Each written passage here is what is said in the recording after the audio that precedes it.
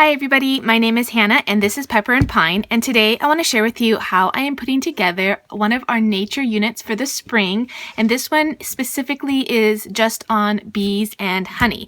So the first thing I do when I'm getting ready to put together a unit, and this is after I've already purchased the materials that I need, is that I get out my pen and my full back sticky Post-its, because these are indispensable tools that I use when I am putting together my units and lesson planning.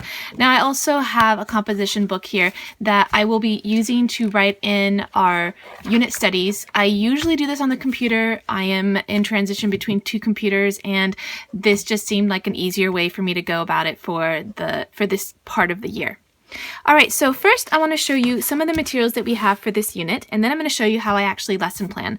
Now, I'm showing you this book here by Audubon. This is The Practical Naturalist, and I don't intend to use this one for the unit, but this is as a resource material for me, and there was a small section on bees that I'll be able to use this book for, but mostly it's super gorgeous, and I am sure that I'll end up and my kids will end up just wanting to look through the pages. All right, so the next books that I have a couple of picture books. Let me show you these picture books first.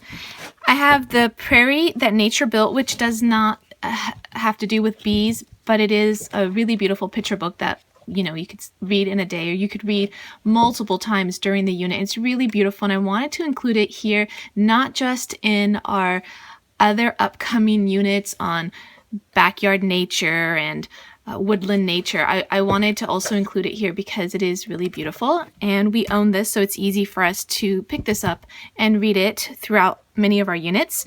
And then The Bumblebee Queen is another one that we will read, and we can read this one multiple times. So usually what I'll do is I will take one of these Post-its and I'll put it on the back of the book or the kit or the project or whatever it is that I'm using for our unit, and I will write down some notes here about how we're going to use the material within our unit, and that way when I get ready to lesson plan, then I can transfer all this into my composition book, and then I will know where to put it throughout the unit. Now this happens to be a really small unit. Usually my units are much longer and much more involved, but because we're doing so many smaller nature units this spring, I decided to break them up into really tiny little units, so this won't take more than a week. All right, so I have another book here that we actually got this last year for our unit, nature unit, and we didn't get around to using them, but they are so beautiful. And this one again is more the backyard nature, kind of like the way I think that this book would be. So we'll start this one, but if we don't get to the whole thing, that's okay, because it's going to be in another unit as well. But it's so beautiful, and there is also a section on bees. The next book I want to share with you is this one. It's the Waldorf Book of Animal Poetry, and this one is so full of all kinds of poetry related to animals and insects, because I found a section on bees. So what I did was I went to the back of the book, I highlighted all of the poems that they had on bees, and then I went ahead and just marked it in the book so that we could read them. Now I don't intend to read all of them, but there are one or two poems that I would like us to read or read often or even memorize. And one of them is How Doth the Little Busy Bee, and you might recognize this one because Alice from Alice in Wonderland was reciting this one by Lewis Carroll, The Crocodile. And I actually like this version of the poem better. So I thought that we could memorize either or both poems and then do maybe some artwork to go along with it. And so this book is one that I will use to just take some poems out of it, but this is certainly not something that we intend to read cover to cover. And then I'm really excited about this book. It is a book that has projects, which I really, really love project books when it comes to putting together my unit studies, because I like to include as many hands-on projects and activities as we can. Now, a lot of these ones don't really resonate with me. They're not quite the activities that I was looking for, but I did manage to find a few that we wanted to do and a section that I want to read. So this is not something that I'm going to read cover to cover. I did find a section at the beginning of the book that I wanted to read, and a project that I'm not sure was in the book or is inspired by one of the other projects, but I thought that we would go ahead and make our own bumblebee using wool, and we will needle felt a bumblebee. And so I've got the materials here. I'm just going to put them aside and kind of keep everything together so that it's a little bit easier once this unit gets started.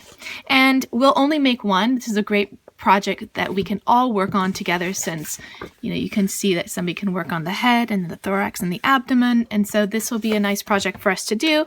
I also found another project in here that we wanted to do as well. And so I went ahead and just pulled from my supplies this piece of chipboard so that we could have the materials ready for this project. And the only other thing that you need is a pair of scissors. So that way I'm not scrambling to look for these things once the unit gets started. And especially if there's anything that I need to purchase ahead of time, now's the time that I can be aware of that. And these would be small things that I need to go to Target for, not like these big kits that I purchased a few months ago. So I've got 2 kits that I'm going to be doing with the kids, and this one is so awesome.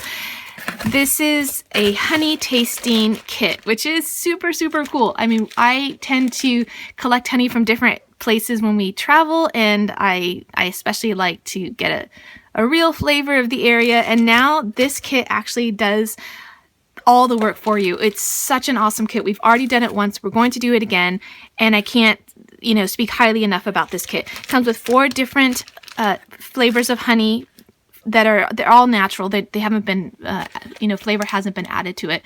This is mostly for the West Coast, so different areas along the West Coast. And then you taste the honey and you write down what you think it smells like and what it tastes like, and then you can try to guess its name, and then you can put the real name, and then this worksheet also goes along with it. It's really well done. We're really excited to use it, and so far my kids have enjoyed it. It's a really different way to go about a honey tasting if you've ever, just done that on your own. This other kit came with a lot more, but we've already kind of used this, but we'll do it again when we actually do this unit. We were just a little bit too excited to get started on this project. This one also comes with some honey sticks for tasting. It comes with the beeswax candle, like in this honeycomb shape. And then these are the ones that the kids have already rolled up, and we've actually burned some of them all the way down to the very end. And this was a super fun project. These 2 kits and a lot of the material are from Nature Watch. I know that A Child's Dream also has a candle rolling kit, and we also got our wool from A Child's Dream. All right, so the last thing I'm going to do as part of this, putting together this unit, is I'm going to start writing down. Okay, so I'm going to start writing down all the materials that we're using and where they're going to end up in during the week. So usually my units are much longer, so 1 week, 2 weeks or 4 weeks or 6 weeks, and so sometimes I'll just have like everything going on in that week. But this time it's going to be such a small unit, and I want to show you an example of another small unit. This is Pirates and Explorers. So I was able just to go ahead and write down each day and write down what we're going to do for that day. So I'm going to go ahead and do that now, and you can see it when it's done. All right, so I went ahead and wrote down all of the things that we're going to do for this week, and I started out by just writing out our projects, our activities from the activity book, and an experiment that's also from the activity book, a field trip that we plan to take that may not be exactly when we're doing this unit, but it will relate to this unit. And then I went ahead and wrote down Monday through Friday, these are the books that we're going to read. So every day we're going to do one of the 2 poems, either the Busy Bee or the Crocodile one. And I just want to focus on those 2 rather than doing a lot of them, because I'm hoping that we might memorize part of that. And then the picture books I have set for Monday and Tuesday, which are our days that we're a little bit more, we're home a little bit more. Wednesdays and Fridays where it's a little bit more busy for us, and so I rather pack the front part of the week with the things that we have to do that are going to take a little bit longer, including some of the projects and the activities, which I didn't actually put down where we're going to do them in the week. It's just whenever there's a block of time, then I'm going to put those in. And because they're ready to go, it's not going to be complicated for us to do them. And then Wednesday, Thursday, Friday, it's pretty much the same. The 2 picture books I've got for Monday and Tuesday, I did not put one in for Wednesday, Thursday, Friday. If we get around to doing them again, that's great. If not, that's okay. But I do have the backyard book, One Small Square. This book is about 45 pages, and so I just put that we would read 9 pages a day. It just kind of keeps us on track. Hopefully we can stick with that. Otherwise, we end up reading a whole lot on one day and then nothing for 2 days, which happens as well on occasion.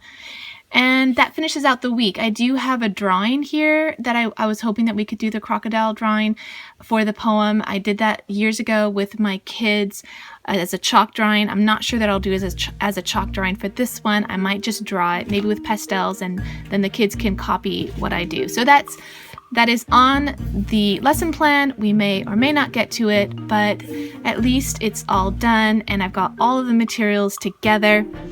And now we can get to the fun stuff. All right, so if you enjoyed this, I hope that you will check out some of the other projects that we did with this unit. All right, thanks for watching.